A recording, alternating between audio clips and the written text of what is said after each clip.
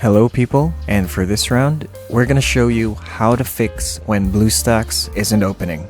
Now let's start with one of the bigger fixes for most programs that run into issues, and that's by uninstalling and reinstalling the program. Now just go to add remove, and then once we're here, just type in BlueStacks. Just uninstall all of these three, and then go back to their website, just re-download, and then install. And once you've reinstalled BlueStacks, just make sure to restart your computer. Just restart it. That usually fixes a lot of issues. And if that still doesn't work, one of the things we can do is to go to Device Manager. Just type Device Manager. Now, once we're in the Device Manager, just go to Display Adapters, right-click on the graphics.